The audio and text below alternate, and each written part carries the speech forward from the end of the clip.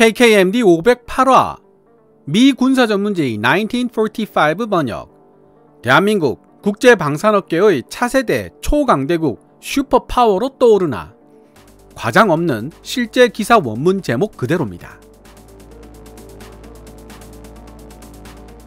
러시아가 우크라이나를 침공할 것이라고는 미처 예상하지 못했던 작년 초반 무렵이었다면 폴란드가 1000대의 K2 흑표와 700대의 K9 자주포 그리고 48대의 FA-50 블락 20를 구매할 것이라고는 꿈에도 생각하지 못했던 올해 초반 무렵이었다면 미국의 군사전문지 1945가 2022년 12월 20일에 게재한 기사는 많은 국내 해외 밀리터리 매니아들로부터 문매를 맞기에 딱 좋은 내용을 담고 있습니다.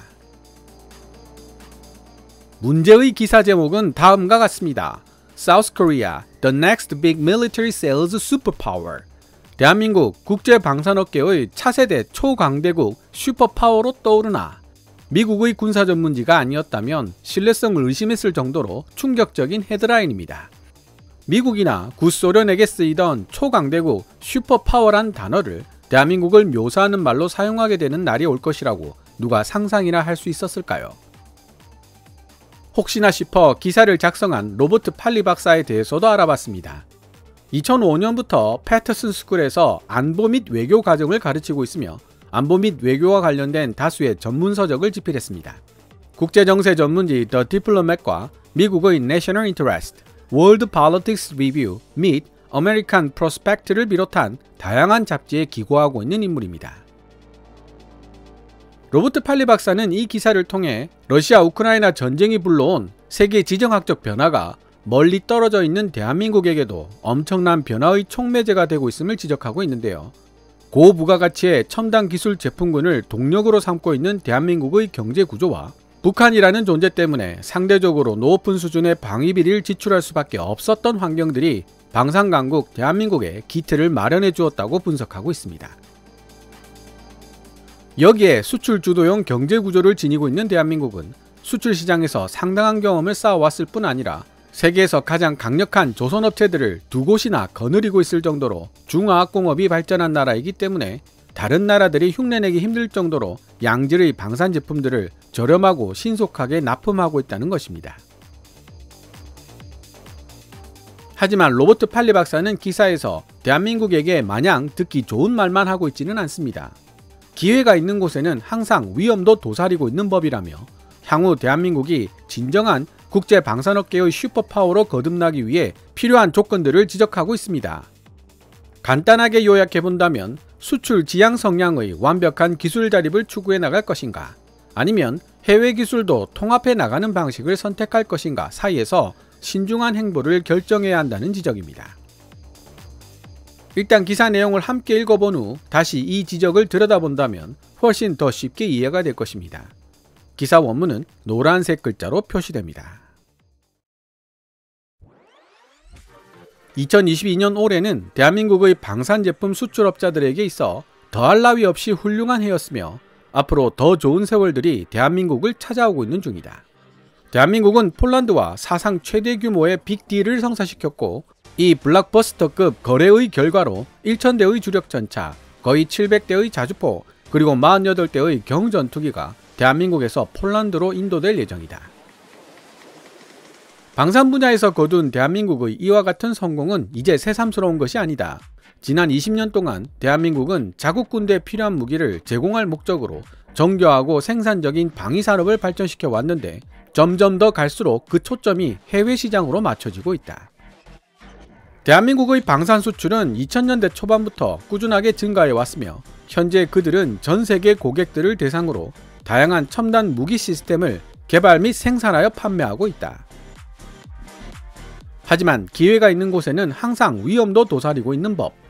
대한민국의 방산 수출을 주도하고 있는 기업들은 방위산업 기반의 번영을 유지하고 대한민국의 군사적 안보 능력을 극대화시키기 위해 쉴 새 없이 변화하는 기술적, 지정학적 정세를 항상 주의 깊게 살펴야 할 필요가 있다. 대한민국 방위산업의 현황. 2021년 대한민국은 다양한 무기들과 주력전차, 자주포 같은 전투 차량들을 거래하며 세계 8위의 무기 수출국이 되었다. 대한민국은 지금보다 더 큰 규모의 해외 방산 시장을 개척하기 위해 많은 노력을 기울이고 있으며 다른 나라들보다 유리한 몇 가지 큰 이점을 가지고 있기도 하다.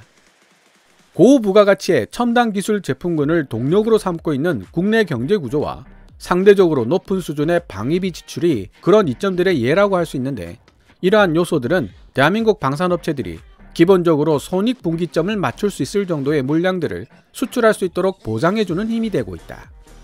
또한 수출 주도형 경제를 지니고 있는 대한민국은 국제 수출 시장에서 상당한 경험을 쌓아왔을 뿐 아니라 세계에서 가장 강력한 조선업체들 중 몇몇을 보유하고 있다.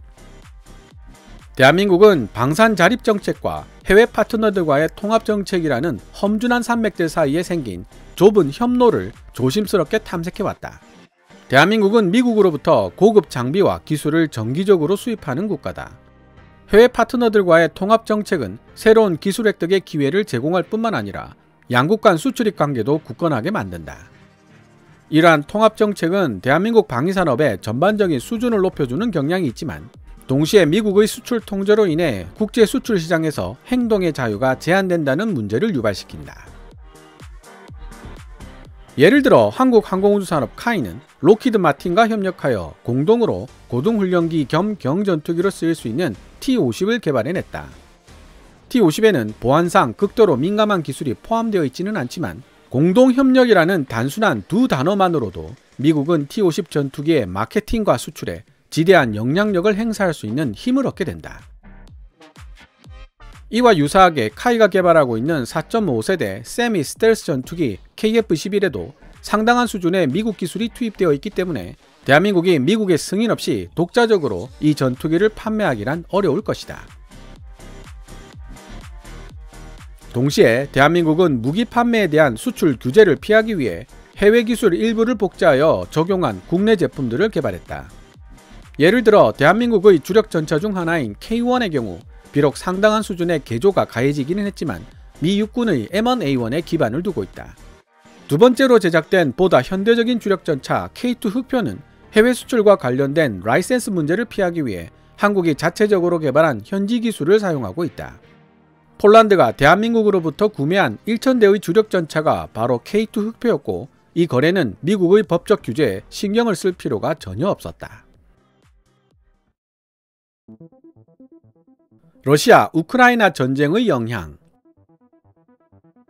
러시아 우크라이나 전쟁은 세계 방산기술 및 방산물품 수출 산업에 혁신적인 변화의 바람을 불러일으킬 것이며, 그 결과 글로벌 방산 수출 시장에서 대한민국 방산기업들에게 새로운 기회를 열어줄 것으로 보인다. 현재 러시아는 컴퓨터 칩처럼 핵심적이고 중요한 해외 기술로부터 단절되어 있을 뿐만 아니라 자국 군대의 필요에 의해 발생한 국내 수요가 러시아 산업 능력을 압도하고 있는 상황이기 때문에 해외로부터 주문을 받을 여유가 없다. 러시아 우크라이나 전쟁으로 촉발된 정세 불안정으로 인해 일반적인 무기 수요가 전 세계적인 수준에서 증가한다 손치더라도 핵심 해외 기술로부터 단절되고 국내 수요가 산업 능력을 초과하고 있다는 문제점들은 러시아 정부가 국제 방산 수출 무대에서 경쟁할 수 있는 능력에 엄청난 악영향을 미치게 될 것이다. 이렇게 러시아가 제대로 된 경쟁력을 발휘할 수 없는 상황을 틈타 대한민국이 보다 넓은 시장을 확보할 가능성은 높지만, 대한민국 역시 터키, 중국, 인도, 그리고 당연히 미국 같은 다른 나라들과의 경쟁을 피해갈 수 없게 될 것이다. 수출 대상국의 눈높이에 맞춘 기술 이전 및 지적재산권 조항을 제시하고 적절한 수출 통제 정책을 실시한다면 국제방산업계에서 대한민국의 성공은 거의 따놓은 당상이 되겠지만, 한 가지 놓쳐서는 안 될 부분이 있다. 정치적 혹은 경제적 이유로 미국이 무기 판매를 꺼려왔던 일부 파트너 국가들에게도 기꺼이 무기를 제공하겠다는 대한민국의 의지는 정치 경제적으로 상당한 이익을 거둘 수 있는 기회를 제공할 것이라는 사실이다. Republic of Korea, 대한민국, 국제방산업계의 초강대국 슈퍼파워로 떠오르나. 다가올 미래에 대한민국은 국제방산시장에 소개된 첨단 해외 방산기술을 신속하면서도 효과적인 방법으로 통합해 나가는 접근법과 방산수출 시장에서 좀 더 많은 몫을 차지할 수 있도록 자급자족을 우선시하는 접근법 사이에서 신중한 행보를 선택해야만 할 것이다. 방산 수출 시장에서 얻어지는 이익들은 이루 말로 표현할 수 없을 정도로 대단한 효과들을 가져다 준다. 국가 경제에 즉각적인 재정적 이익을 가져다 주는 것은 물론이고 대한민국 방위산업의 기반을 튼튼하게 만들어 줄 수 있다. 그러나 대한민국이 국제기술시장에 지속적으로 발을 걸쳐놓고 있어야 할 필요성 또한 절대적이다. 민간 분야의 보편적 해외 기술은 말할 것도 없고 방산 분야의 해외 기술은 특히 꾸준하게 구매하여 통합해 줄 필요가 있다. 다른 말로 설명해보자면 대한민국은 수출 지향의 기술 자립을 추구하는 방식과 해외 기술을 통합하여 운용하는 방식 사이에서 좁디 좁은 길을 찾아 나가는 정책을 추구해 나가야 한다는 의미가 된다. 다행스럽게도 대한민국은 그러한 일련의 정책들을 추진하기에 매우 좋은 위치를 차지하고 있다.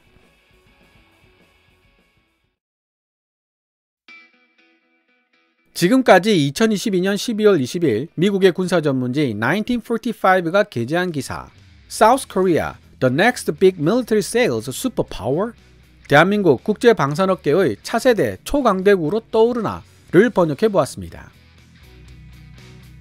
문득 KKMD 507화, 일본 차세대 전투기 F3 고질라, 미국 대신 영국 이탈리아를 선택하고 아시아 시장을 노리다. 과연 KF-21보다 경쟁력이 있을까 편히 생각이 났는데요. 일본 역시 대한민국처럼 고부가가치의 첨단 기술 제품군을 동력으로 삼고 있는 동시에 수출 주도형 경제 구조를 지니고 있습니다. 세계적인 중화학공업 기업체들도 보유하고 있죠. 일본 역시 대한민국과 마찬가지로 미국과 긴밀한 군사 동맹을 맺고 있는 나라입니다. 두 나라 사이에 차이가 있다면 일본은 국가안보를 직접적으로 위협하는 북한 같은 존재가 없었고 평화헌법에 따른 전수방위 원칙 때문에 방위산업 육성 및 투자에 그다지 적극적이지 않았다는 점을 들 수 있습니다. 일본은 유럽처럼 국방의 상당 부분을 미국에게 의지하면서 남는 여유 자금을 경제발전에 투자했습니다. 트럼프 전 미국 대통령은 이 부분에 상당한 불만을 표시하며 일본과 유럽, 물론 대한민국도 함께 위협했었죠. 대한민국도 국방의 상당 부분을 미국에게 의지해왔다는 점에서는 비슷하지만 100여 년 전 서구 열강들에 의해 침탈당하고 일본에 의한 치욕적인 식민지 지배를 30년 넘게 경험했으며 마침내는 미국과 소련, 중국에 의해 나라가 두 동강이 나버린 역사를 기억하고 있다는 점에서 일본과 확실한 차이점을 보이고 있습니다. 상당수 대한민국 국민의식 저변 깊숙한 곳에는 우리가 믿을 곳은 우리 자신밖에 없다. 자주국방만이 살 길이다. 라는 생각이 깊이 뿌리내리고 있죠. 미국 일변도로 흐르는 일본의 외교정책 방향과는 달리 대한민국은 최대한 실리를 취하는 외교정책을 취하고 있다는 차이점도 있습니다. 국제방산업계의 새로운 블루칩으로 떠오른 대한민국이 앞으로 더 큰 성공을 거두기 위해서는 기술 자립에 지나치게 매몰될 것이 아니라 해외 기술도 통합시킬 줄 알아야 한다는 로버트 팔리 박사의 기사에는 당연히 미국 지식층의 시각이 녹아들어 있을 것입니다. 하지만 저도 4년 넘게 국방과 외교 분야의 해외 외신들을 공부하면서 번역하다 보니 최근 들어서는 무조건적인 자주국방, 무조건적인 기술 독립이 정답은 아니다 라는 생각을 하기 시작했습니다. 앞으로 시간을 두고 차근차근 생각해봐야 할 주제인데요. KF-21 보람의 개발 분담금을 제때 납부하지 않으면서 애를 먹이는 인도네시아가 얄밉고 마음 같아서는 야 때려치워라 한마디 하고 싶은 마음이 굴뚝 같을 때가 있습니다. 영국산 사출 자석을 쓴 FA-50은 아르헨티나 판매 직전에 도루묵이 된 적도 있고 미국산 엔진을 탑재했기 때문에 미국의 의향에 따라 KF-21을 판매하지 못하는 나라가 생길 수도 있습니다. 여기서 잠깐 20년 가까이 어학원을 운영하면서 제가 경험한 이야기를 해보겠습니다. 한때 경쟁관계에 있는 거대 어학원 체인으로부터 제가 운영하는 어학원을 인수하겠다는 제안을 받았습니다. 재미있는 것은 인수 조건 중에 일정한 금액을 해당 거대 어학원 체인에 다시 투자해서 지분으로 참여해야 한다는 내용이 있었다는 사실입니다. 즉, 지분 참여자로서 거대 어학원 체인의 일부가 되는 순간부터 그의 성공이 곧 나의 성공인 이익 공동체가 되어야 한다는 내용이었습니다. 거절하기는 했지만 참으로 정교하게 짜인 올감이라는 생각이 들었는데요. 나중에 알고 보니 헬스클럽 체인에서도 필라테스 체인에서도 모두 같은 방식을 쓰고 있더라고요. 서로 살을 깎아먹는 경쟁 관계에서 윈윈 관계로 패러다임 자체를 바꿔주는 것입니다. 물론 보이지 않는 통제의 의미도 있습니다. 방사청이나 카이가 KF-21 분담금 납부로 애를 먹이는 인도네시아를 최대한 끌고 가려 하는 이유는 바로 이런 윈윈 관계에 참여시켜 보이지 않는 올가미를 씌워야 할 필요가 있기 때문입니다. 만에 하나 KF-21에서 인도네시아가 떨어져 나가고 라팔 같은 다른 4.5세대 기체를 주력으로 운용하는 나라가 된다면 그때부터 대한민국과 인도네시아는 경쟁 관계로 접어들게 됩니다. 가격을 낮추고 운용 유지비를 떨어뜨리고 싶은 인도네시아는 라팔을 조금이라도 더 팔 수 있도록 프랑스에 적극 협력하여 규모의 경제를 실현하려 들 것이기 때문입니다.